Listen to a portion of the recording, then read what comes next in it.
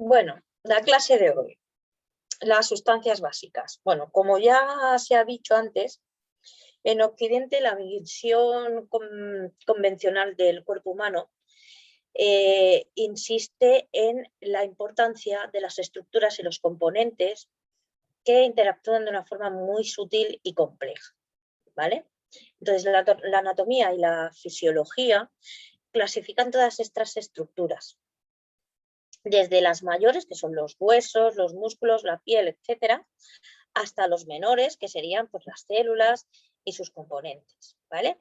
Entonces, este mapa estructural configura la base del modelo de causa y efecto que domina la medicina occidental. Entonces, el modelo chino es muy diferente, ¿vale? Da más importancia a los componentes que a la estructura del proceso, que lo veremos más adelante, ¿vale? Pero para que entendáis un poquito pues, su modelo, ¿vale? Entonces, el cuerpo humano es principalmente un sistema de energía en el que diferentes sustancias se interactúan pues, para crear el organismo físico. Entonces, estas sustancias básicas que van de lo material a lo inmaterial, ¿vale? Son el chi, el yin, la sangre y fluidos corporales y shen, ¿vale? Aunque las estudiaremos todas una por una, es importante que recordemos que ninguna se puede considerar separada de las otras y que en el modelo chino se establece pues, una continua interacción dinámica de todas ellas, ¿vale? Entonces, vamos a estudiar de cada sustancia, vamos a estudiar el origen, los tipos, las funciones y los desequilibrios. Entonces, vamos a empezar por el chi. El chi, en la medicina china, no hay nada más importante que la comprensión del concepto chi, ¿vale? Entonces, el chi se ha traducido de muchas maneras, ¿no? Como energía, energía vital, fuerza vital y otras expresiones así parecidas, ¿no? Pero es imposible expresar la totalidad del concepto en una palabra o en una frase en castellano, ¿vale? Todo en el universo contiene chi, ¿vale? Pero no se considera que sea una partícula o una sustancia fundamental, ni tan siquiera energía, ¿vale? Hay un terapeuta muy reputado que es Ted Kepchuk, es un terapeuta occidental de medicina china, que ha escrito ha escrito mucho, ¿no? para nosotros, para los occidentales, ¿vale? Quizás sea quien mejor haya expresado la esencia del chi, ¿no? Que como la describió como una materia o punto, alguna materia que está a punto de convertirse en energía, o al revés, una energía que está a punto de convertirse en materia, ¿no? En materializarse. Como dicen los chinos, ¿no? Cuando el chi se aglutina, se forma cuerpo físico, cuando el chi se dispersa, el cuerpo muere, ¿vale? Probablemente lo más prudente sea no abrir un debate interminable, ¿no? Sobre lo que es el chi y tratar, en cambio, de entenderlo, ¿vale? A partir de cómo actúa, ¿no? Y entonces, para eso vamos a ver un poquito el origen y los tipos de chi, ¿vale? En esta ilustración que veis aquí, lo exponemos con mucha claridad todo lo que voy a explicaros a continuación, ¿vale? Entonces, el chi original, que es el Guan Chi, conocido también como el chi prenatal o anterior al cielo, se hereda de los padres, ¿vale? En el momento, pues, de la concepción, ¿vale? Hay dos fuentes primordiales de chi postnatal o posterior al cielo, ¿no? Que proceden del chi del mundo en que vivimos. Entonces, el gu chi procede de los alimentos que estamos comiendo, que comemos, y el bazo principal es, el bazo, ¿vale? Es el órgano principal, ¿vale? Asociado a este proceso, al proceso de extraer, digámoslo de alguna manera, el gu chi de la alimentación, ¿vale?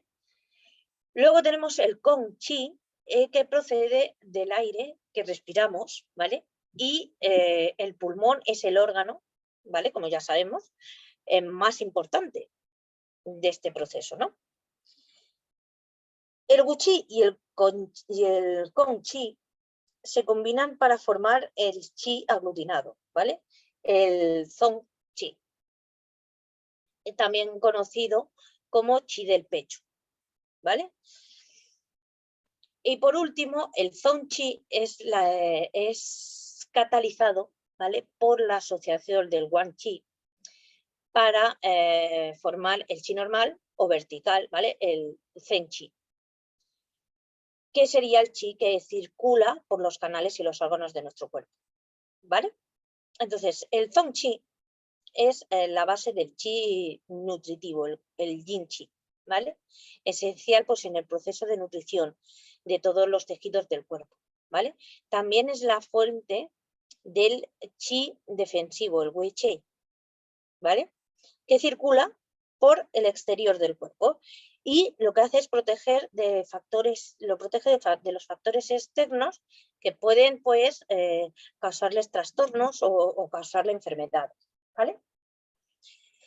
Cuando el Zeng-Qi fluye, ¿vale?, por cada uno de los órganos internos del cuerpo, actúa pues de acuerdo con las características de cada uno de los órganos, ¿vale?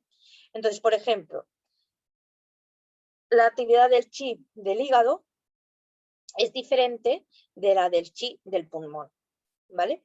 Pero las dos son manifestaciones del Zeng-Qi, ¿vale?, que en este caso se denomina Qi de los órganos.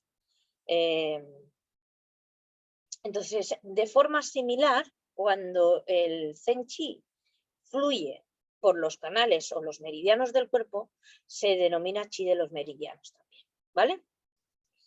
Entonces, una vez explicado esto, ¿vale?, vamos a ver las funciones que tiene el Qi, ¿vale? Son 5 las funciones que tiene, las tenemos aquí. Entonces vamos a explicarles un poquito cada una de ellas. El Qi es la fuente de actividad y movimiento en el cuerpo, ¿vale? En todos los movimientos del cuerpo, tanto que si son voluntarios como que si son involuntarios, tanto da, son manifestaciones del flujo Qi, ¿vale? Entonces el Qi constantemente asciende, desciende, entra y sale del cuerpo y la salud y el bienestar dependen también de esta continua actividad que tiene tan dinámica, ¿vale? El Qi caliente del cuerpo, el mantenimiento de la temperatura normal del cuerpo es una función de la acción calorífica del Qi también, ¿vale?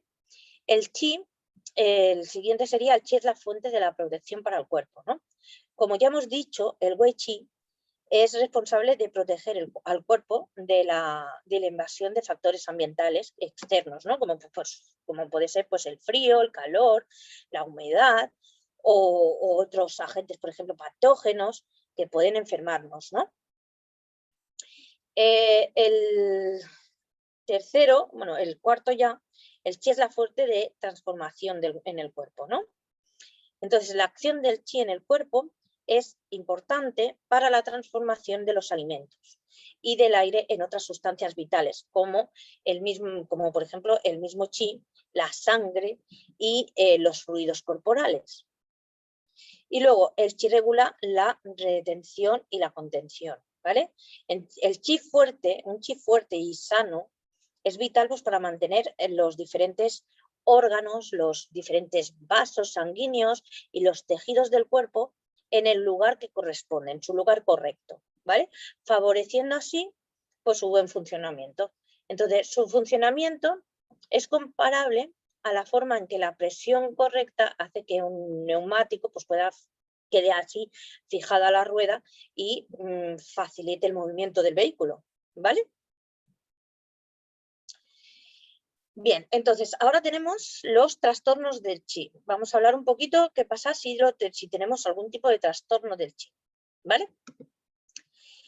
Bueno, en términos generales, entre los trastornos del Qi podemos diferenciar 4 tipos característicos, que son aquí los que tenéis aquí. Entonces, el Qi es insuficiente. El Qi es insuficiente para llevar a cabo adecuadamente las diferentes funciones ¿vale? Entonces, por ejemplo, en las personas de edad avanzada, la falta de chi como consecuencia de lo que es el envejecimiento puede derivar también en un, por ejemplo, resfriado crónico, debido a que el chi no realiza de forma correcta su función de calentamiento, ¿vale? El chi agotado, si el chi es muy escaso, ¿vale? Lo que puede pasar es que no realice adecuadamente su función de mantenimiento y se agote. Entonces, un ejemplo así muy evidente es el prolapso de un órgano, ¿vale? Luego tenemos el chi estancado, ¿vale? Si el flujo normal de chi se ve afectado por alguna cosa, por algún motivo, se puede producir un letargo, un bloqueo del chi, ¿vale? Entonces, un ejemplo similar sería el de un río que está obstruido por los sedimentos, ¿no? Si no se draga, ¿vale? El agua se estanca. Entonces, ese agua estancada se va a corromper y es incapaz de sustentar formas de vida, ¿vale? Entonces, un simple golpe en el brazo también provoca hinchazón y dolor local porque el chi se estanca en los meridianos, ¿vale? Entonces, el estancamiento también puede afectar órganos internos, ¿vale? Y ocasionar o llevar a trastornos más graves, ¿vale? Y luego tenemos el chi rebelde por último, que en este caso lo que pasa es que el chi fluye en sentido contrario, ¿vale? Entonces, por ejemplo, normalmente se considera que el chi del estómago fluye hacia abajo y lleva la comida a los intestinos, ¿no? Cuando el chi del estómago se revela, se mueve hacia arriba y provoca problemas pues como hipo, náuseas y en casos más extremos, pues incluso hasta el vómito, ¿no? Vale, hasta aquí entendemos un poquito el chi, ¿vale? Y ahora vamos a hablar de el yin, ¿vale? El yin, que normalmente se traduce como esencia, es otro de los conceptos de medicina china que no es fácil de comprender tampoco, ¿vale? Pero bueno, vamos a intentar explicarlo, ¿no? El Qing es considerado el punto, bueno, el puntal de todas las formas de vida orgánica, ¿vale? Un Yin que es abundante, pues lo que proporciona es una gran fuerza vital y un organismo sano y radiante, ¿vale? Mientras que si es carente, si hay carencia de yin, provoca que la fuerza vital sea más débil y el organismo propenso a contraer enfermedades y a sufrir trastornos, ¿vale? Entonces, el concepto de movimiento puede ser útil para distinguir el yin del chi, ¿vale? Como ya dijimos, como ya hemos dicho, el chi es el responsable de los continuos movimientos diarios del cuerpo, ¿vale? En tanto, y el yin se asocia al cambio más lento, al cambio lento evolutivo, ¿vale? Que caracteriza lo que es el crecimiento del organismo desde que es un feto, ¿vale? A través de la vida y hasta el envejecimiento y la muerte final, ¿vale? Bien, entonces vamos a ver los orígenes y tipos de chi. Vale, el yin, bueno, perdón, del yin. El yin, que sería anterior al cielo o congénito, ¿vale? Se forma por la unión de la energía sexual del hombre y la mujer en el acto de la concepción, ¿vale? Entonces, el yin congénito es la fuente del crecimiento prenatal en el útero y nutre al embrión y al feto en todo su desarrollo, ¿vale? Entonces, la cantidad y la calidad del yin congénito de una persona es invariable y determina pues la constitución y las características que la persona adquiere durante la vida, ¿vale? Entonces, el yin posterior al cielo o postnatal, ¿vale? Es el yin que se obtiene de la ingestión de alimentos y líquidos a través pues, de la acción del bazo y del estómago, ¿no?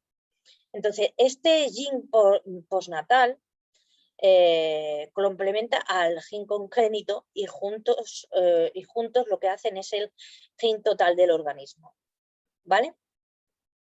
Entonces, la medicina china relaciona estrechamente lo que es la función del gen con los riñones, ¿vale? Y el gen del riñón es una distinción adicional del gen anterior al cielo y del posterior al cielo, ¿vale?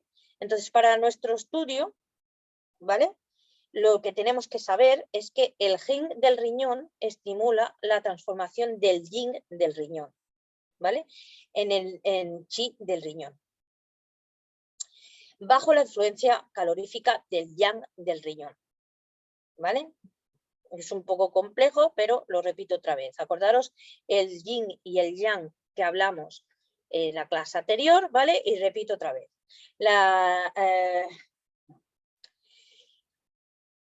El yin del riñón, que es lo que estamos hablando ahora, estimula la transformación del yin, que hablamos, del yin y el yang, del yin del riñón, en chi del riñón por la influencia calorífica del mismo yang del riñón, ¿vale?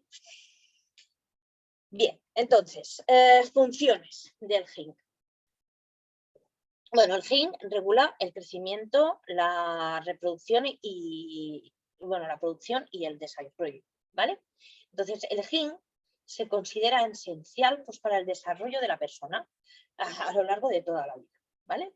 En los niños, pues es el responsable del crecimiento de los huesos, los dientes, el pelo, ¿vale? También favorece pues, el desarrollo incluso del cerebro y la madurez sexual, ¿vale? En los adultos, el gen constituye la base de la reproducción, la fertilidad, tanto en los hombres como en las mujeres, y depende de la fortaleza del gen del riñón, ¿vale? Por eso muchas veces las infertilidades y estas cosas se asocian a veces al riñón, ¿vale? Bueno, el gen, ¿vale? Sería el siguiente, el gen favorece el chi del riñón. Entonces, como ya he dicho, la relación entre el yin y los riñones es muy estrecha, ¿vale? Entonces, el chi del riñón es muy importante porque se considera la base del chi de todo el cuerpo, que ya lo vimos en la clase anterior. Y por este motivo, si el chi del riñón es deficiente o débil, en cualquier sentido, el chi de todo el cuerpo también será deficiente y débil, ¿vale? El yin produce la médula, ¿vale? En medicina china, el concepto de médula va más allá, ¿vale? De lo que es la idea occidental del tuétano del hueso, ¿no? Y comprende la constitución básica de la médula espinal y del cerebro, ¿vale? Dado que el yin es responsable de la producción de la médula, la debilidad de este proceso puede acarrear graves consecuencias también, ¿vale? Vale, el yin forma la base de nuestra constitución. Sería el último, entonces la fuerza del yin determina la fortaleza básica de la constitución, porque el yin actúa conjuntamente con el wei qi para proteger el cuerpo de factores externos. Entonces, si el yin es débil, la persona puede ser víctima de una propensión crónica, ¿sí?, a las infecciones y a las enfermedades, ¿vale? Podría tener, pues, entendiéndolo nosotros, pues su sistema inmunitario débil, ¿vale? Venga, trastornos del yin. Vamos a ver.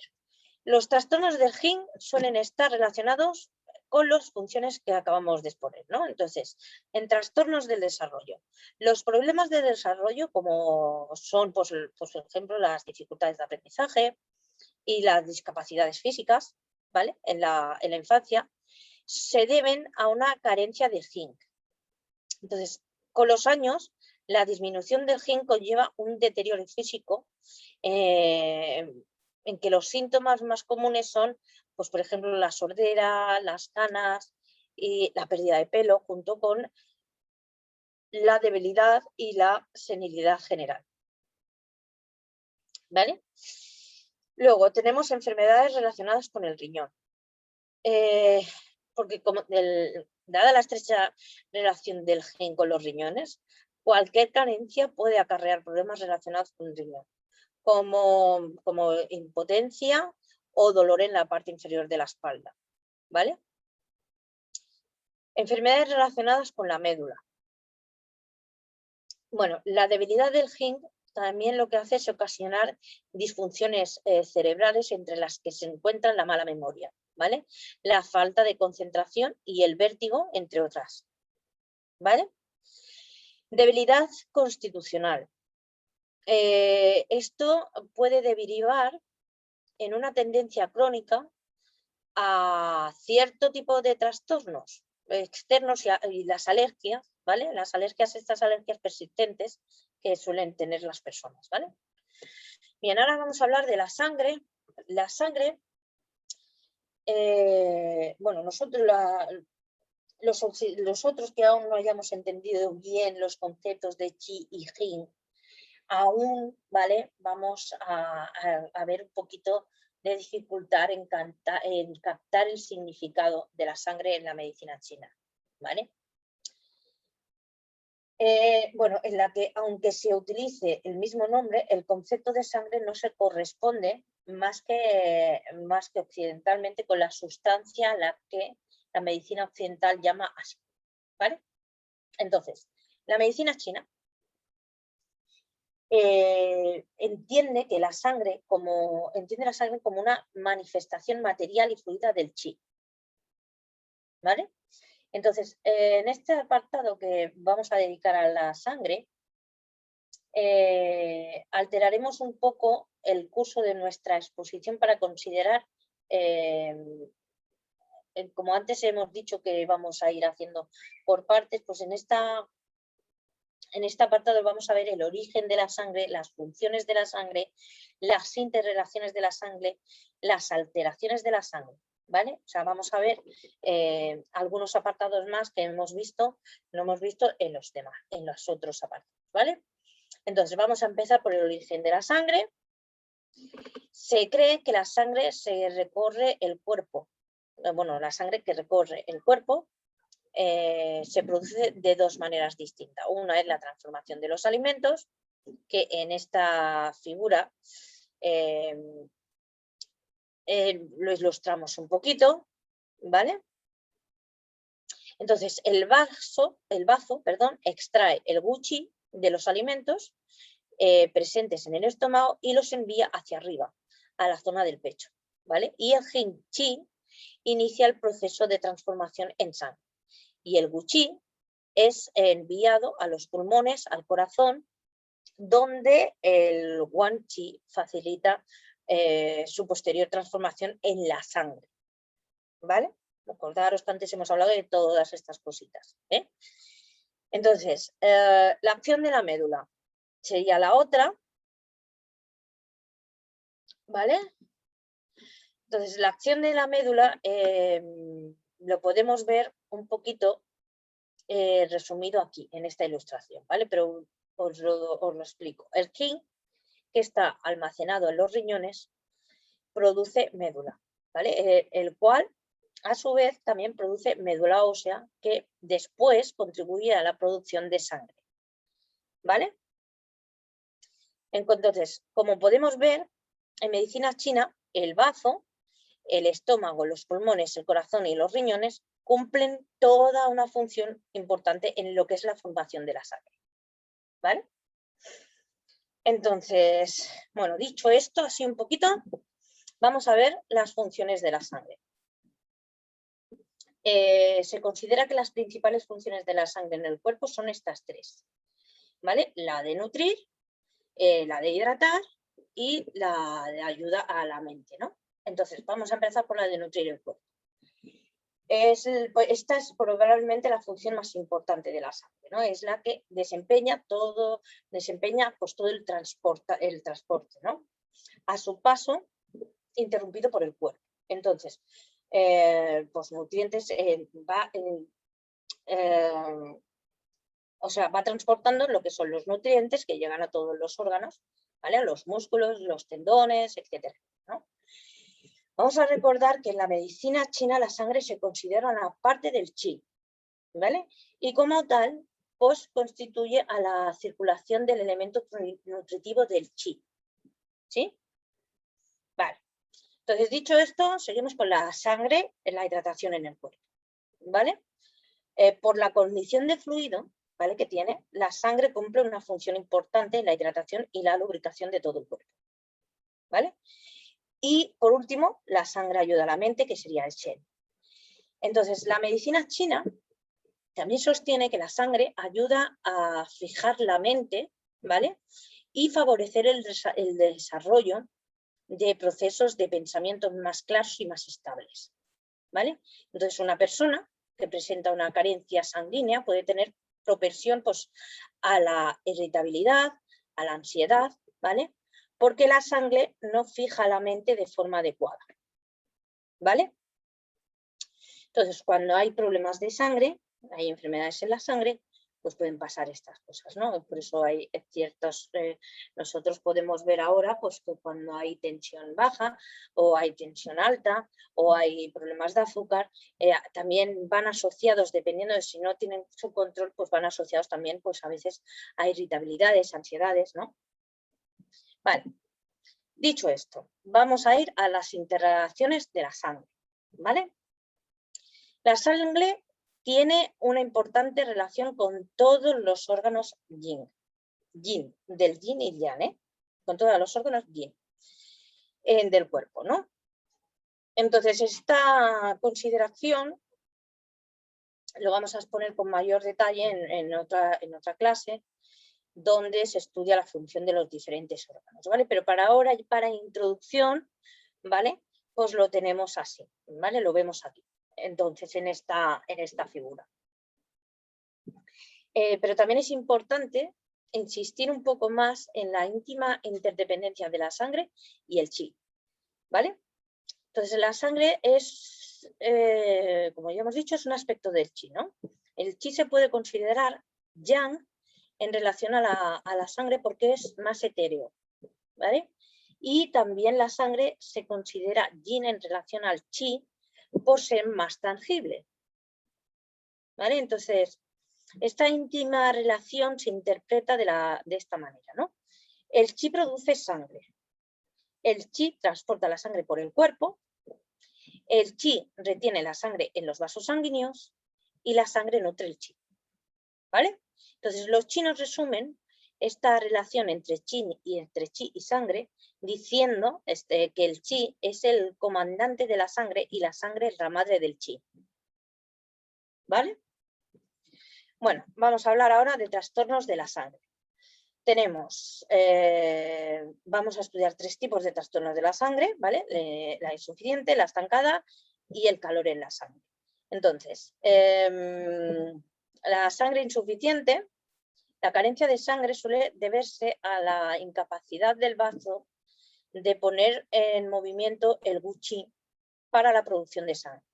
Entonces, por norma general, esta incapacidad de manifestarse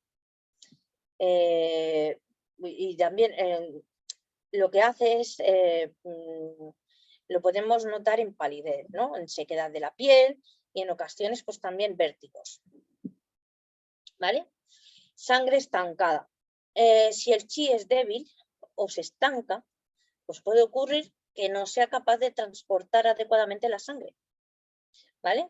Entonces, lo que provoca pues que haya un estancamiento sanguíneo. Y en muchas ocasiones este estancamiento provoca dolores agudos y también con frecuencia y con mucha frecuencia, ¿vale? Y también muy intensos a veces, ¿vale? Y también favorece la producción de tumores, la sangre estancada, ¿vale? Y por último, el calor en la sangre. Suele ser resultado del calor interno que se produce por el trastorno de otro órgano. Por lo general, suele ser el hígado, ¿vale?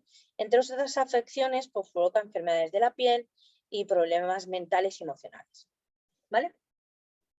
Luego tenemos los fluidos corporales. Bueno, los fluidos corporales, ¿vale?, son, o se considera que los fluidos corporales yin-yang son líquidos orgánicos que hidratan, ¿vale? Y lubrican el cuerpo junto con la sangre. Elementos que se estudia aparte, dada la importancia, ¿vale?, en la medicina china, que le concede la medicina china, ¿no? Entonces, vamos a ver el origen de los tipos fluidos. Esta figura, ¿vale?, que es así un poquito compleja, lo que hace es mostrar el ciclo bastante complejo, ¿vale?, del origen y la transformación de los fluidos corporales, ¿vale? Entonces, los fluidos corporales se originan en el proceso por el que el bazo y el estómago actúan sobre los alimentos sólidos y líquidos. Entonces, en medicina china, una función importante que se ingieren con los alimentos son, bueno, me voy a explicar de otra manera. Una función importante del bazo, ¿vale?, es separar entre los fluidos puros y los impuros, ¿vale?, que nosotros ingerimos con la comida, con los alimentos. Entonces, los fluidos puros, ¿vale?, son los que son enviados, pues, a los pulmones, donde son clasificados en fluidos más ligeros, ¿vale? Y los fluidos densos, ¿vale? Entonces, los pulmones dispensan los ligeros para nutrir y humedecer la piel y los músculos del cuerpo, mientras que los densos son enviados a los riñones, ¿vale?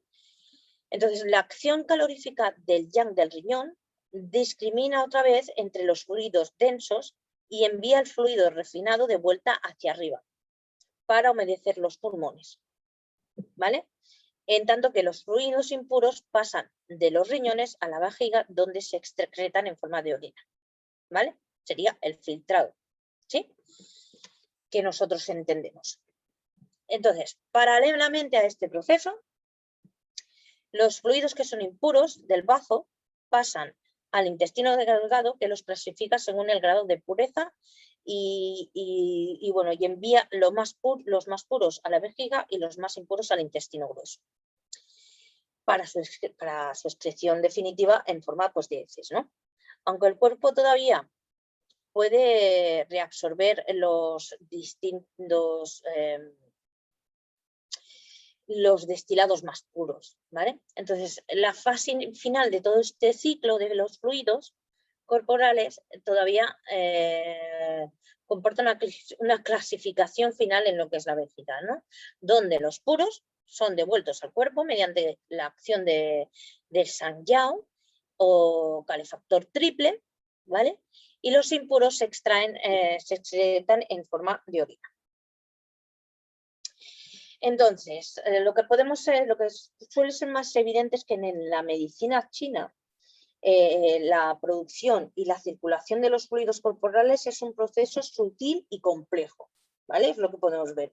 En todos los estudios tiene lugar también un proceso ininterrumpido de clasificación y reciclaje que tiene como objetivo asegurar, ¿vale?, que el cuerpo extrae y utiliza la máxima cantidad de fluido beneficioso, ¿vale?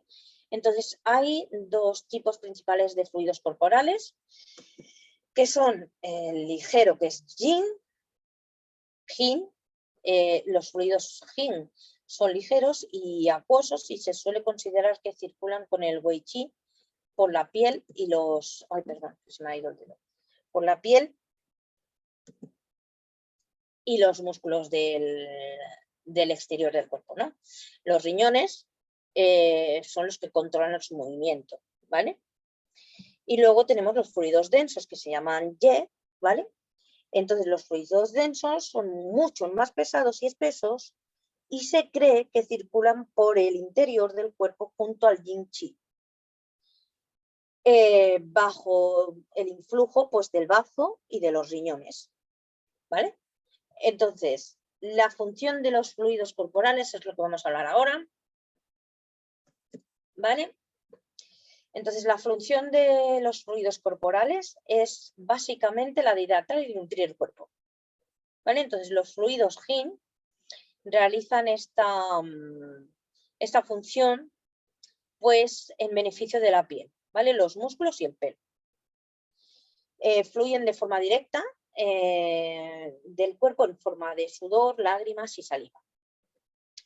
Los fluidos Ye realizan esta misma función en las articulaciones y el cerebro, ¿vale? Entonces, los fluidos corporales, chi y la sangre, ¿vale? A estas alturas de la clase, o de lo que llevamos, de 2 clases, ya tendría que ser un poquito evidente que la medicina china no concibe la existencia funcional de ninguna sustancia vital aislada, ¿no? Sabemos, pues, podemos ver que todo está como muy relacionado, ¿no? Entonces, las funciones mutuas interactúan y se interrelacionan continuamente, como vamos viendo, ¿no? Entonces, un buen ejemplo son el chi y la sangre que acabamos de ver y los fluidos corporales, ¿no? Que están todos como muy juntos. Entonces, el chi es crucial en la producción y en el transporte de fluidos corporales y es también el responsable de la retención de los fluidos en su sitio, ¿vale? De la misma manera, si los fluidos corporales son escasos, el chi puede resultar dañado porque son básicos para mantener sano el chi, ¿vale? O sea, lo que quiere decir, pues que si tenemos no tenemos suficiente sangre, ¿vale? El chi no funciona bien, ¿no? Entonces, los fluidos corporales y la sangre se nutren de forma mutua, ¿no? Además, los primeros los fluidos corporales son esenciales para mantener una consistencia adecuada de la sangre, de esta forma que no se estanque en los conductos y provoque pues, la aparición de enfermedades que estén derivadas de estas circunstancias, ¿no? Entonces, cuando hay trastornos de los fluidos corporales, principalmente podemos ver que los fluidos corporales presentan los 2 tipos de trastornos, ¿vale? Que uno son las carencias de fluidos corporales y el otro son la acumulación de fluidos. Entonces, vamos a hablar de las carencias primero, que lo que puede llevarnos a todo un abanico de problemas derivados pues, del incumplimiento de la función nutritiva e hidratante, ¿no? Entonces, la carencia de fluidos en los intestinos, por ejemplo, pues, puede provocar problemas de estreñimiento, ¿vale? Cuando tenemos acumulación de fluidos, acarrea problemas de humedad y flema, ¿vale? Por ejemplo, si el bazo se daña o a causa de una alimentación pobre, ¿vale? Pues puede producir un exceso de humedad que en general se manifiesta como letargo y sensación de pesadez en la parte inferior del abdomen, ¿vale? Luego tenemos el Shen. El Shen es la última sustancia básica, ¿vale? Que vamos a repasar, que podría traducirse como la mente o el espíritu de la persona. Quizá sea la mente el término más correcto, ya que bueno, la filosofía china hace distinciones entre los diversos aspectos del espíritu, tema que sobrepasa pues, esta clase, ¿vale? No lo vamos a dar, ¿vale? Y no sabemos considerar el Shen simplemente como la mente que piensa, memoriza y procesa de forma lógica. Y sin embargo, el Shen no es la conciencia humana como tal, aunque podemos decir que la existencia de la conciencia humana es una prueba de la acción y la presencia del Shen, ¿vale? Entonces, a lo mejor es más correcto interpretar el Shen bajo una perspectiva de su relación con el Chi y el Jing, ¿vale? Que hemos llevado ahora. Entonces, en la medicina china, Jing y Qi y Shen se denominan de forma colectiva como los 3 tesoros, ¿vale? y son considerados los componentes esenciales para la vida de la persona. Entonces, el Jin es el componente más denso y el responsable de los procesos de desarrollo del cuerpo, ¿vale? El Qi es el estadio siguiente, ¿vale? Que es responsable de la vida animada más inmediata de nuestro cuerpo, y el Shen es el estadio más refinado responsable de la conciencia humana, ¿vale? Entonces, cuando los tres tesoros están en armonía, están bien, la persona se siente pletórica de vitalidad y disfruta pues, de agilidad y agudeza mental, ¿vale? La fuerza directriz o la fuerza que empuja del Shen expresa la personalidad de la persona, ¿vale? Entonces vamos a hablar de los trastornos del Shen, ¿vale? Una perturbación leve del Shen puede manifestarse en forma de lentitud y confusión mental, por ejemplo, ¿no?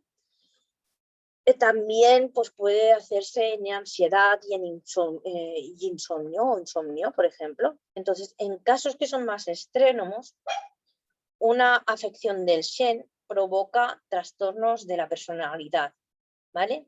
Perturbaciones mentales o incluso pérdida de conocimiento. ¿Vale? Entonces, resumiendo un poquito la clase, ¿vale? Vamos a resumir. Esta clase es una introducción, ¿vale?, a las sustancias básicas de la medicina china. Como ha quedado ya y lo hemos explicado, la concepción china difiere en gran medida de la tradición occidental, pero no es menos sutil y completa, ¿vale?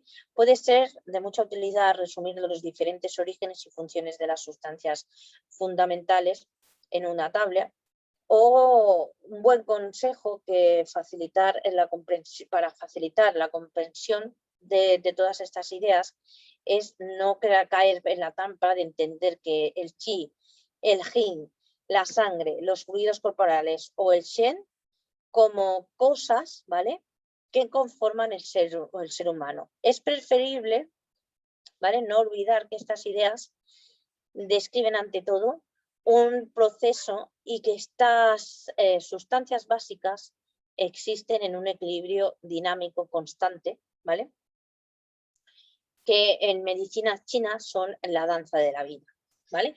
Entonces, repasando un poquito, ¿vale?, el Qi tiene orígenes en el anterior al ciclo, en los padres, posterior al ciclo, y en los alimentos y el aire, ¿vale? Las funciones: movimiento y actividad, calor, transformación, protección y retención, ¿vale? El Jing es el anterior al cielo, padres, posterior al cielo, alimentos ingeridos, ¿vale? Entonces nos habla, las funciones son el crecimiento, la reproducción, el desarrollo, el apoyo del chi, ¿vale?, del riñón, producción de médula y base constitucional, ¿vale?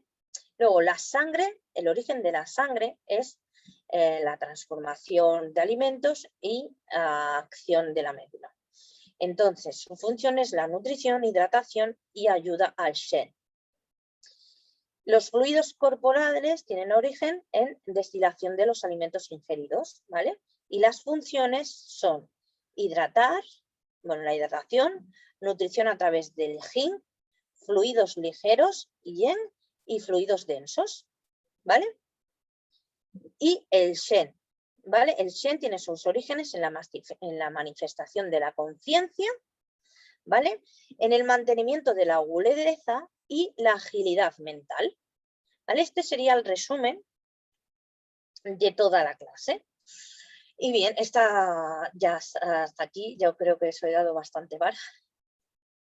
Entonces lo dejamos aquí. Si hay alguna pregunta, yo dejo de grabar y podéis abrir micros tranquilamente. Me despido para los que veis la clase en grabación, en diferido. Un abrazo muy fuerte, y los que lo veis en diferido, sabéis que me podéis preguntar por WhatsApp o como queráis, ¿vale? Como os venga más cómodo. Y ahora ya cierro micro, y si alguien me quiere preguntar, Digo, cierro grabación